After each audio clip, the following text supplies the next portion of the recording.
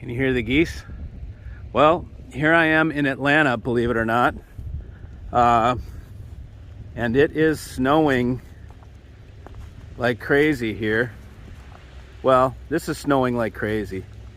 You guys, I know you guys get it worse up north, but this is pretty wild for Atlanta.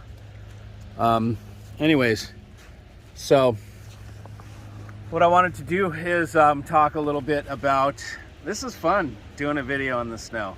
I talk about the previous video that I just did regarding the amps and so forth, and I made a comment in there that I think some people may get hung up on and are confused, is about the speakers and the importance of the speakers. A lot of people say, and what is said as a typical hi-fi thing, you know, one of those hi-fi things that's like people say all the time that people regurgitate that doesn't mean stuff. One of them is your speakers, spend the most amount of money on your speakers, okay? Well, I'm here to tell you that if you spend 100 grand on speakers, they're not gonna do anything, okay? They're not gonna make it sound good, okay? You need to buy the other side first. That's more important to buy first, and then you can put the speakers in and grow with the speakers. So what I use for example is, let's say you buy a $24,000 DAC, you buy a $50,000 pair of monoblocks, okay? You can put them with a $10,000 pair of speakers, it's gonna sound phenomenal, absolutely phenomenal. But if you buy, let's see, a $72,000, you know, or $74,000 pair of speakers, and then you buy $10,000 worth of DAC and amp, it's gonna sound like shit, okay? So it's the same amount of money, but if you put your money into your DAC and your speakers, if you put your money into your DAC and your amps, it's gonna sound a heck of a lot better with a $10,000 pair of speakers than it will the other way around. That was the point that I was making. I'm not talking about $1,000 speakers, $5,000 speakers. We're not even considering those things. Those are like not even on our list. I'm talking about a $10,000 pair of speakers.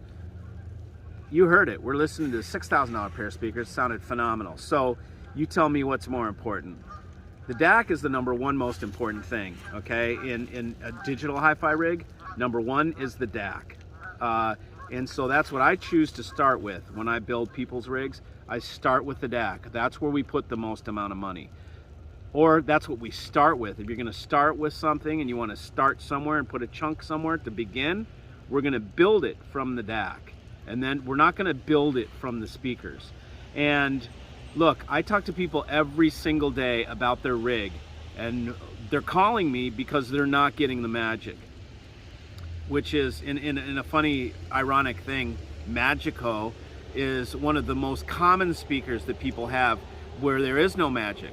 And it's not because the speakers aren't made well, it's because they're teaming it with stuff way beneath what those speakers are, their capabilities are. They'll have a $30,000 pair of Magicos and they're looking to spend 5 or 6 grand on a DAC and preamp or whatever, and you're like, what about the amps?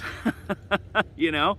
And maybe they've got Bryson or they've got, something else. And it's like, let